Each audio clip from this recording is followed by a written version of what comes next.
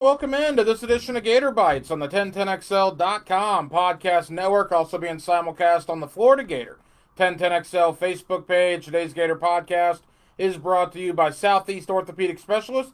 They're Northeast Florida's leading orthopedic center, providing an unparalleled level of care across numerous locations in both Jacksonville and St. Augustine.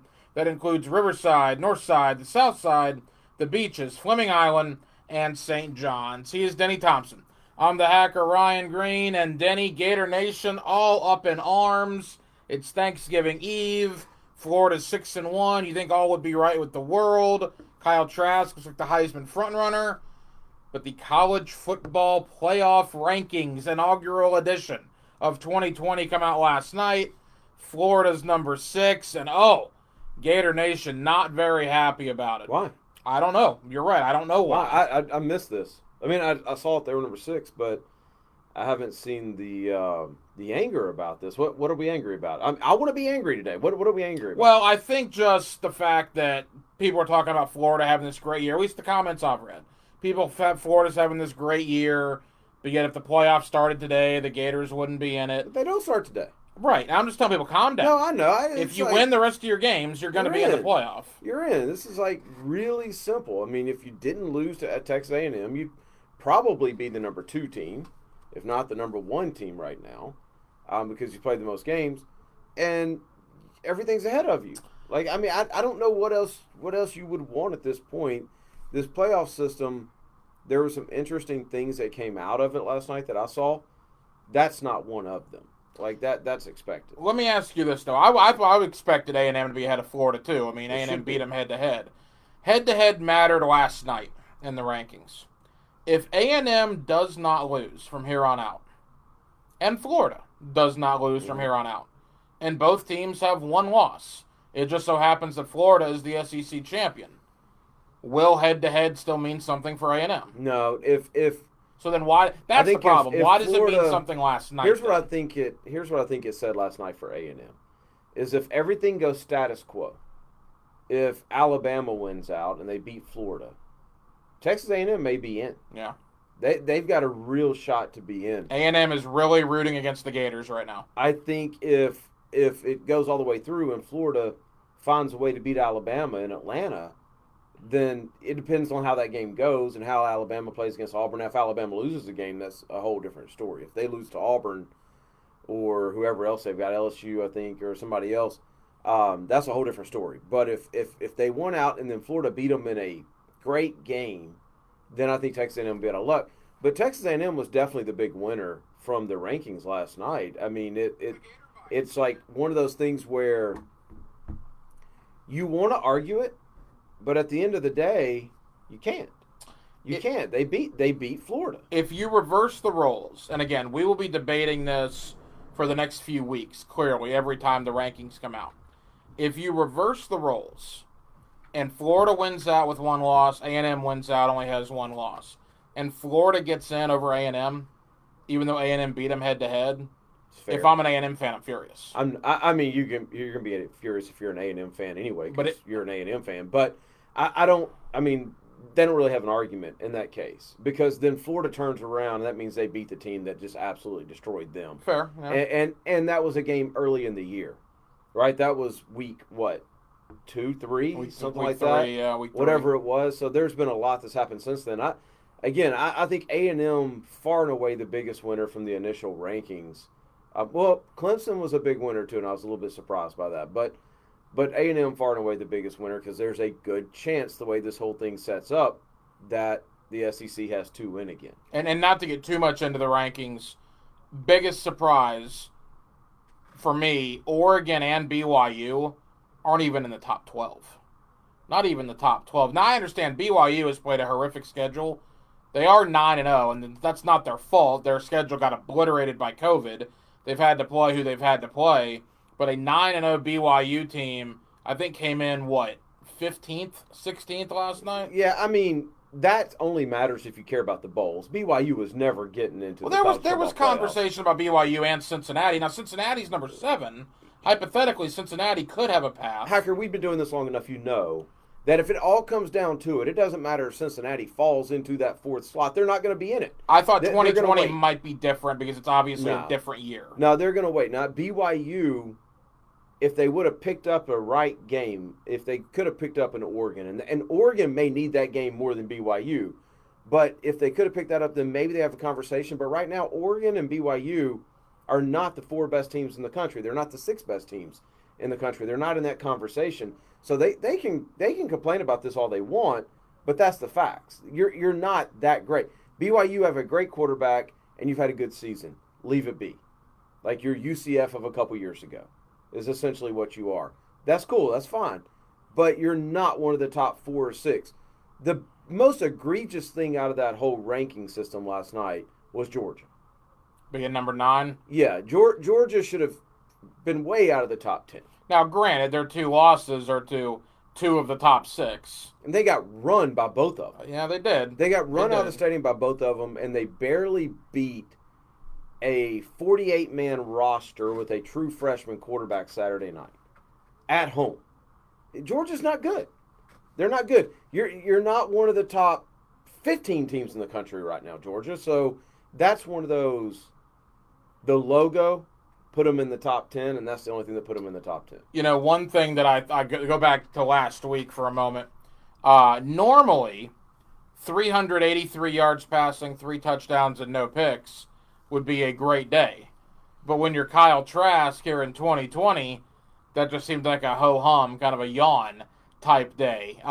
It was a great effort. I did find it funny, though, that there were some people saying, well, Trask is missing some throws. He's not putting up great numbers. The guy threw for 383 yards and 3 touchdowns in a win on the road. Well, I'm going to be that guy because I didn't think he played well. Wow. You are that guy, then. I'm that guy. The ball was not coming out of his hand the way it was coming out the week before. We talked about this last week. The week before, he threw some balls that made me go, wait. Maybe that arm strength is there. Maybe he is a first-round talent. Last week, that just completely went away. And I even tweeted at the time, ball's just not popping out of his hands. Some really good plays were made on his behalf. I thought it was his worst game that he's played this year. Not as a Gator, but this year. Listen, fans are smart. People have seen enough football. They know what the eye test is. And they know when I'm watching a quarterback who I've seen rip it the previous couple of weeks, and all of a sudden this ball doesn't seem to be ripped. Now, it may have been the 11 o'clock start. It may have been the atmosphere that Vandy is perpetually in, right? It's not just COVID related. Could have been any number of things. But I actually agree. I don't think it was a great day for him. I thought it was very reminiscent of the Spurrier days, where you would have a quarterback put up these ridiculous stats, but at the end of it, you were surprised when you saw him. And maybe I'm too much of a stats guy, but again, at the end of the day, the guy threw for darn near 400 yards, 3 touchdowns, and no picks. He got the win, and it looks great on his Heisman resume. That, at the end of the day, that's what we all want, right? 3 weeks from now, we're not going to remember how the ball came out of his hand. When they do that Heisman, Justin Fields stats, Mac Jones stats, Kyle Trask versus Joe Burrow's pace stats, all that kind of stuff, it's going to look great then. But on a Wednesday that we're recording this right after the game, it's still fresh in my head how that ball looked coming out of his hands, and it wasn't the same way that it looked the week before. And look, that Vanderbilt team played hard. You got to give them that. The Gator defense, though, my goodness, they only allowed 17. There was a lot worse game for them than that. Vandy put up, 400 yards roughly of total offense. Florida could not stop Vandy on that opening touchdown drive. This is who the Gators are. And once they start playing better, Denny, in Nashville, you think they got it figured out? All of a sudden, Vandy rips like a 60-yarder for a touchdown. It's very, very frustrating watching this Gator defense this year. Okay, I'm going to be this guy.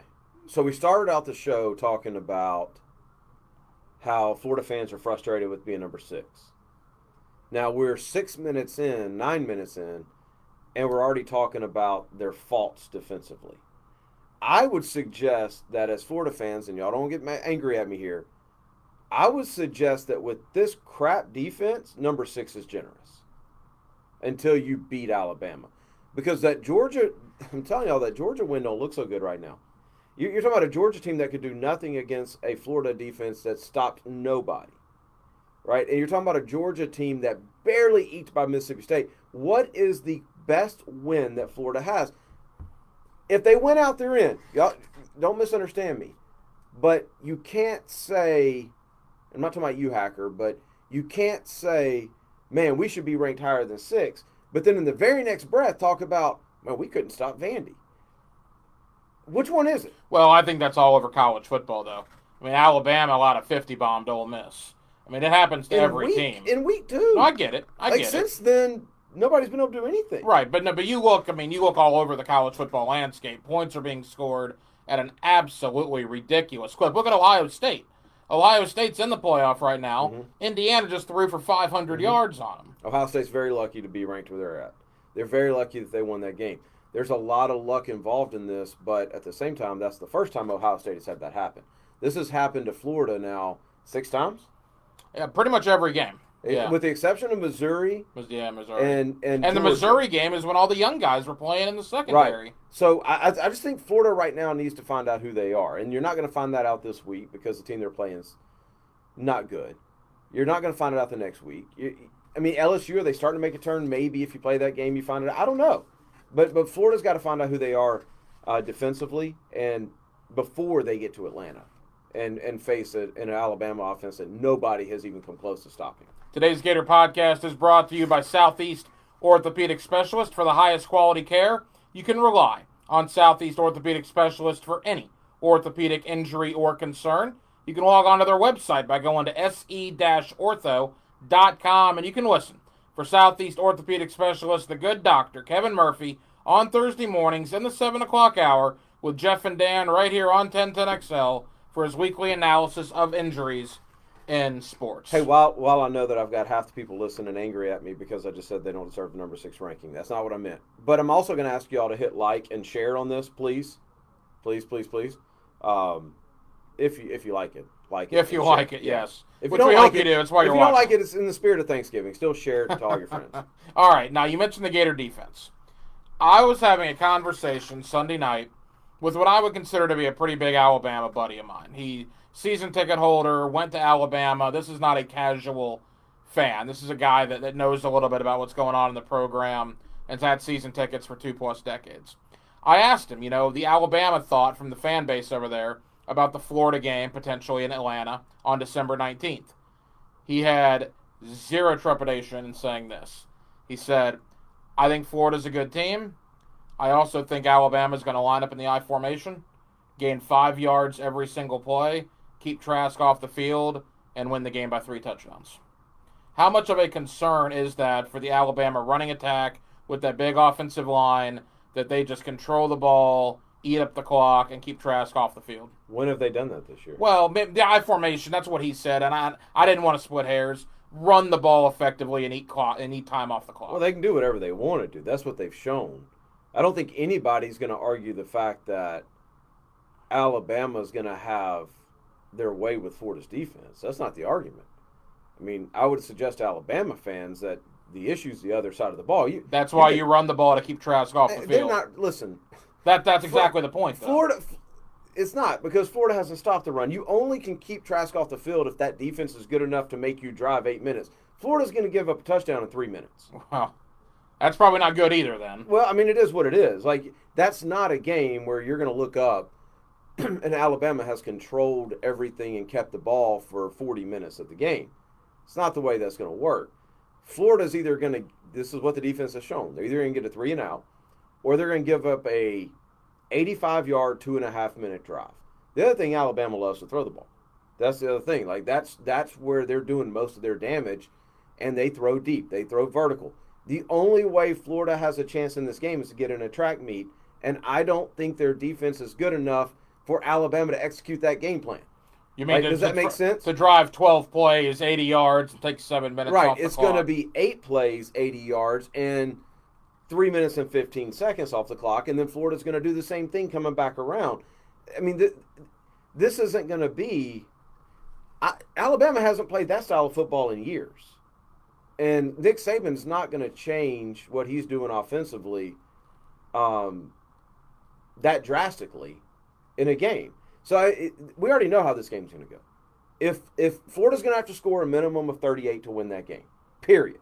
They're probably going to have to go +2 in the turnover margin, period. They're going to have 2 more possessions than what Alabama has. Whether that means a surprise onside kick, whether that means a fumble, interception, whatever it is, they're going to have to go +2 in the possessions. That also means they can't turn it over. If they do that, we've got a ball game. If they don't, then we don't. How dangerous is it for the Gators? And I don't think they're doing this inside the building, but certainly Gator fans are. Perhaps like us, some people in the media that cover the Gators. All we're thinking about is that game on December 19th. They still do have Kentucky, Tennessee, and an LSU team that looks like they're getting better. That LSU team at least looks like they're improving. They're not hot garbage like they were a month ago.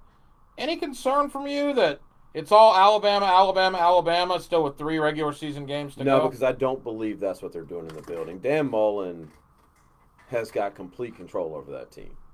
What Dan Mullen wants them to focus on is what they're going to focus on, and they're focused on the next week and the next week. And so I think as fans, that's what we're supposed to do.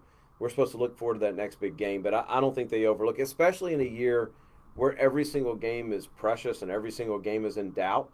I don't think that these coaches are having a problem having guys get tuned up week to week. So I don't think that's an issue at all. Appreciate you guys listening on 1010XL.com. Also watching us on the 1010XL Florida Gator Facebook page. He is Denny Thompson. I'm the hacker, Ryan Green. Denny into the swamp this week because it comes a team in Kentucky that lost by 60. 63-3.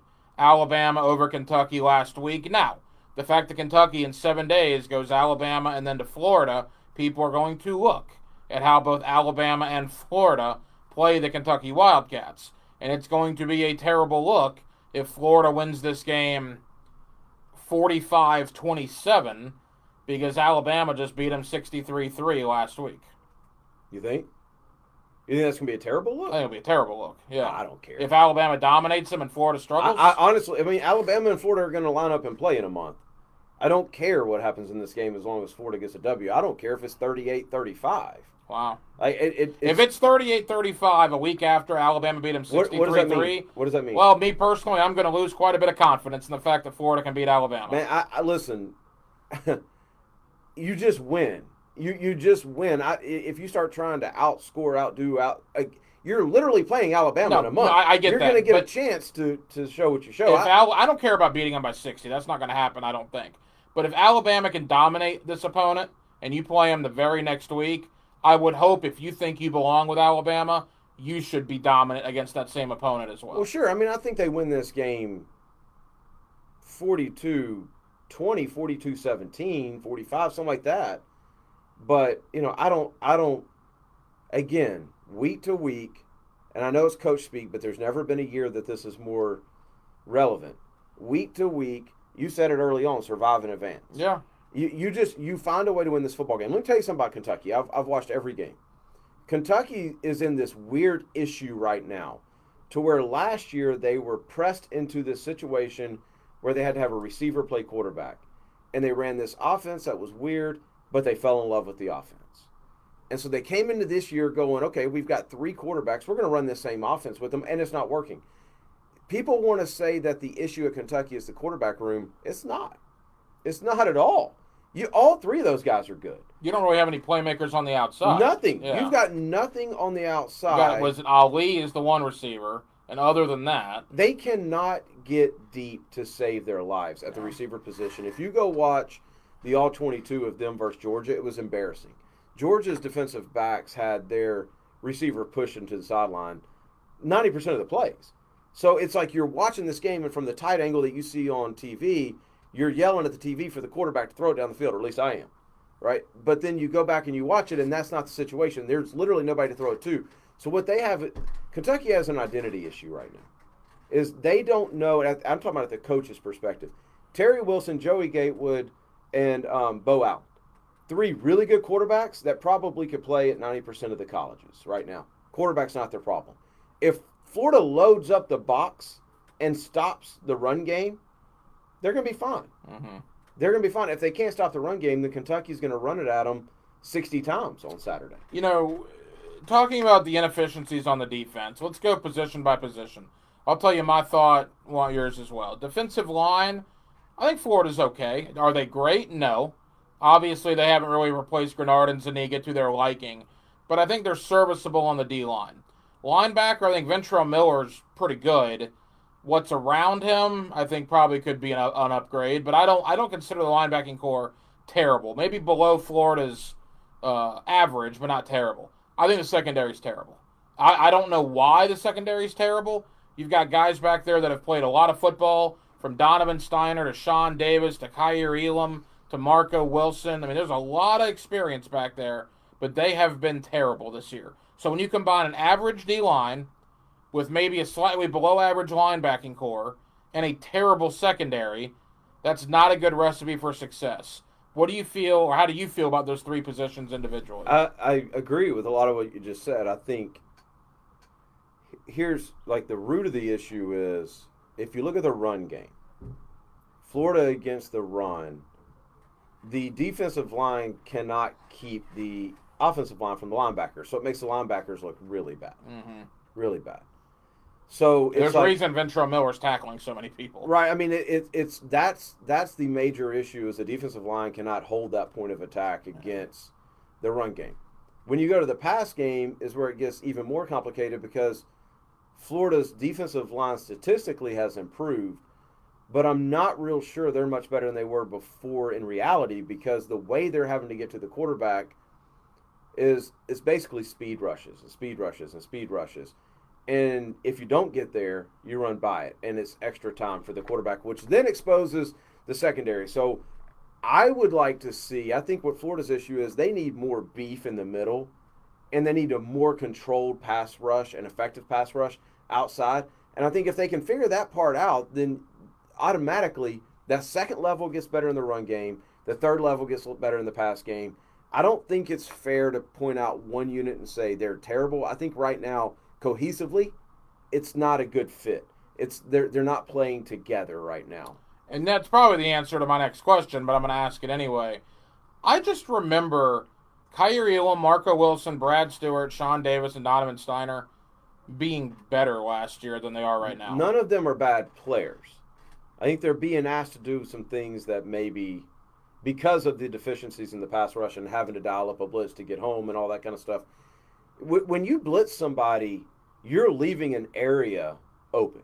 Offenses are pretty smart, right? So now if you're a corner, you've got more area to cover. If you're a nickelback, you've got more area to cover because that specific area of the field was abandoned, right? So I think that's the reason why when you go through the NFL, the teams that beat the Patriots back in the day were teams that could get home with 4, right? They didn't have to blitz to get pressure on the quarterback. It's a very similar thing in the college game, and it will be very similar against Alabama, by the way. Is if you can't get to Mac Jones with 4, Mac Jones is going to throttle you, and Alabama's going to throttle you. That's what they've got to figure out. Well, and I mean, we're almost a month away from that game, a little under a month. I can go ahead and tell you, they're not going to get to him with 4. With that Alabama offensive line and the way Florida's gotten to the quarterback or lack thereof this year, it's naive to think Florida's going to get anywhere close to him with 4. I think it's very interesting to see what they're trying defensively week to week. I think it's very interesting. I think you can see the adjustments that Grantham is, and I know it's fun to make fun of Grantham and all that kind of stuff and say you want him gone and be careful with that, but you can see week to week what they're trying. When they came out of their 2-week quarantine break, they looked different because they tried some other things. Okay, well now offenses have seen what you're trying. Now you've got to adjust again. And the only adjustment, by the way, at this point is fundamental football. There are a lot of Gator fans watching and listening to us right now. You say be careful with that in regards to people that are angry with Grantham, maybe not wanting him gone. Certainly some people want him gone. They don't think he's done a very good job this year. Why do you say be careful with that? You like those top 10 recruiting classes? Yeah. If you like they're not a bad thing. If you like those top 10 recruiting classes, I can tell you Todd Grantham is a humongous part of why they have them. Really? Yes. Todd Grantham is an amazing recruiter. Okay. So I just be careful on that. If defensive, you have to have somebody. Well, here's what you got to do. You got to bring in somebody that's so much better than he is, X's and O's wise, and in game situations that it makes up for what you lost on the recruiting trail. There's a lot of people that believe that Jimmys and Joes will beat X's and O's every single time. So depending on what you believe there, I'm just saying, be careful what you ask for. There's a reason he's making the money he's making. Yeah, but you could argue right now the X's and O's part is what's getting the Gators beat You because could always, they have the Jimmys and the Joes. You could always argue that. But then 2 years from now, what's your argument going to be if they're sound fundamentally, but they're full of 3 stars back there? Yeah. I'm not saying that he shouldn't leave. I'm saying that you don't accidentally fall into $1.3 million a year. There's a reason why he's getting paid what he's getting paid. And the reason why if he got fired at Florida, he'd be hired the next day with the same salary. He brings dudes into the program that other people can't. I don't dispute that. And I don't want him gone. Am I angry at the way it's gone this year? Of course. But I don't want him fired. I think he's done way too much good that certainly outweighs some of the bad we've seen this year. Having said that, just for my own peace of mind, I'm sure others are thinking it as well, you will admit he has not been good this year. Oh, no, he's been terrible. Okay. I feel better as a football fan. Yeah, no, he's been bad. He's been bad with personnel choices. He's been bad with the lack of stunts and things like that up front. They've been bad fundamentally. They can't tackle. That's got to go back to coaching at some point. I'm not saying that. I'm just saying I'm a big believer in you only fire a coach when you know who you can replace him with. I mean, that list is small with Todd Grantham. Today's Gator Podcast is brought to you by Southeast Orthopedic Specialists. They're Northeast Florida's leading orthopedic center, providing an unparalleled level of care across numerous locations in both Jacksonville and St. Augustine. That includes Riverside, Northside, the South Side, the beaches, Fleming Island, and St. John's. Wrapping things up here with Denny Thompson. I'm the hacker, Ryan Green. Denny, the Heisman race. Boy, I know it brings a smile to your face. A guy that you trained at 6 points, a guy you've known for years, Mac Jones, firmly in the mix. Obviously, Kyle Trask might be the front runner right now. Justin Fields still in the mix, although 3 interceptions last week doesn't help his cause. We talk about Zach Wilson at BYU. What about the Heisman race with about 3 weeks to go in the regular season? How do you feel it's stacking up, and do you believe Kyle Trask is the front runner? Yeah, I think he is the front runner. I think this is going to be fun. It's going to be the first year that we've got potentially 4 guys, 5 guys that will be invited to New York if they go. I don't know how they're going to do that this year. That we may or may not know the winner. Like if Kyle Trask keeps the same pace, he's going to win. But at the very worst case scenario, the way it looks right now, that SEC championship game is going to be for the Heisman. Worst case scenario. Best case scenario, we go into whenever this Heisman ceremony is, and it's old school like it used to be, to where we're all watching and going, okay, who's going to win? Who's going to win? And we're not just watching for the speech or the lead up. We literally don't know who's going to win. But I think Kyle Trask is the leader, and I think that game in Atlanta could be for not just the SEC championship, but for the Heisman as well. Let me throw this at you. If Kyle Trask leads the Gators to an SEC championship win over Alabama, wins the Heisman Trophy, and then the Disney World finish happens and they win the college football playoff, he is a Heisman winner. He is a national champion at the University of Florida. Will he be looked at like Danny Warfel or like Tim Tebow? Yeah. You think he will? Yeah. Maybe. I don't think. Because Danny Warfel and Tebow did the same exact thing. Tim Tebow and Danny Warfel brought such a off-the-field effect to Gainesville and specifically to the South. I mean, with everything they were doing off the field, that's where Tim Tebow became Tim Tebow. I mean, he was dynamic on the field, maybe one of the best to ever do it. But if you go and you win a Natty and you win a Heisman and you got a statue out in front, yeah, I absolutely think so. Danny Warfel was the least talented of those guys, far and away. He had crazy weapons. Oh, man. I mean, Ike Hilliard, Reed Anthony, and Jacquez Green. There may not be a better trio of wide receivers at the University of Florida ever. Maybe you could argue that trio is one of the best trios in the history of college football. I love, and don't forget Fred Taylor. Yeah, right, Fred Taylor. I mean, and I love Danny Warfel, but the impressive thing that Kyle Trask is going to do if he does it is he had one set of receivers he had success with last year. He had another set of receivers that he's having success with this year. So I think from a football perspective, you'd have to put him ahead of Danny Warfel in that because Danny had those same guys his whole career. Well, and along that same line of thinking, though, if you want to do that, Tebow had Percy Harvin. Yep. Tebow had the Pouncey twins, 2 first-round offensive linemen. Aaron Hernandez, and we don't like him, but Aaron Hernandez is one of the best tight ends ever at 4. Now, I think Kyle Pitts is better than Aaron Hernandez, yeah. So that's probably a wash or advantage Trask. But Trask would probably be doing this with less talent than both Tebow or Warfel. Well, all these guys get better with time. All these guys get better after a decade of us talking about that Heisman year and that national championship year and all that kind of stuff. So, I mean, initially, I don't think he's probably held in the same regard, but 10 years from now, when kids are taking their picture in front of the Kyle Trask statue in front of the field, yeah, I think he's right there with them. And what a conversation that would be. Let's hope one day we can have that conversation. That would certainly be something. All right, as we wrap up Gator Bites, let's get a quick thought. Biggest game in the SEC this week is the Iron Bowl. I think Gator fans will start looking at Alabama maybe a little bit more as the weeks go on here, looking towards that December 19th potential showdown. Alabama, I believe, is a 25-point favorite against the Auburn Tigers this week, a ranked Auburn team. Do they have any issue with Gus Malzahn and Auburn? I think so. As much as I dislike Gus Malzahn, and let me just reiterate my hatred for Gus Malzahn, and I think he's one of the worst coaches in the history of college football. By the way, that's a Joey Gatewood situation. No, it's not. No? No, it's not. It's years and years and years of what Gus Malzahn has been trying to do at Auburn. Okay. It's not Joey Gatewood.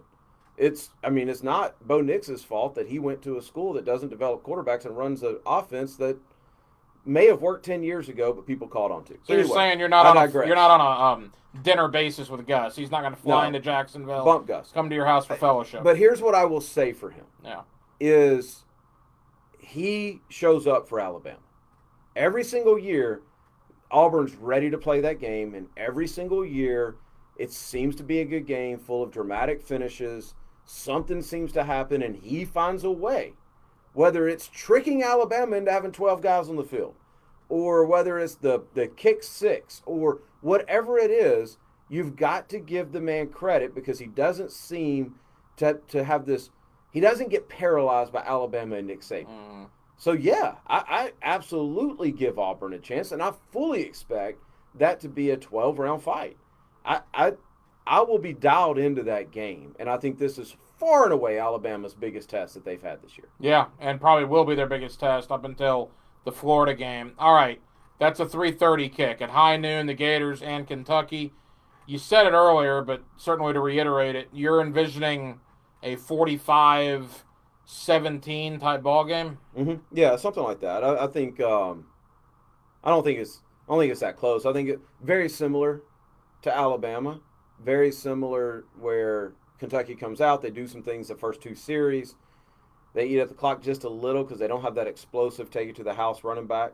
And then Florida just runs away with it. And I don't even think if it's 45-17, I don't even think it feels that close. Yeah. I think it's one of those where it's 45-17 late in the third, and it just stays that way. Yeah, I kind of like that. Just not to do the same score. I'll say 42-20 Florida. Kyle Pitts is back. Mm-hmm. Obviously, that'll help Kyle Trask. By the way, the numbers Trask has put up, 9 touchdowns in the last 2 games, Arkansas and Vanderbilt, with no Kyle Pitts. Yeah. Now Kyle Pitts is back in the equation. That will certainly help Kyle Trask. Florida seems to be getting a little healthier as we go on here. So I like the Gators 42-20. And then, I guess it's Tennessee week next week. That's a game that when the schedule came out, and we're going to get more into it obviously next week, but when the schedule came out, that's one that just gives me a little bit of pause. I know Tennessee's terrible. Florida's got to go there, though. It's first Saturday in December. Maybe I'm having horrible flashbacks to 2001. But I think that Tennessee game next week could be a little dicey. Okay. You don't? No. At all? No. Okay. No. Maybe I'm overthinking it. I think it resets the scoreboard type of game. I don't. Tennessee don't have. And by the way, Tennessee doesn't play on Saturday. The SEC changed their schedule around, so now they have a bye week leading in to the Gators. Yeah, unless Tennessee magically gets, I don't know, the second coming of Tim Tebow in this next week or something. They're a disaster. They're an absolute disaster. And I like Jeremy Pruitt, but what a terrible job he's done this year. It's a train wreck for Tennessee right now. Absolutely ringing endorsement there from Denny Thompson. We'll get more into the Tennessee game next week. Denny, happy Thanksgiving, my You too, man. You too. Absolutely. I hope you and your family have a great time. That is Denny Thompson. I'm the hacker Ryan Green. We'll be back next week on Gator Bytes. Thank you for watching and listening on 1010XL.com and on the Florida Gator 1010XL Facebook page.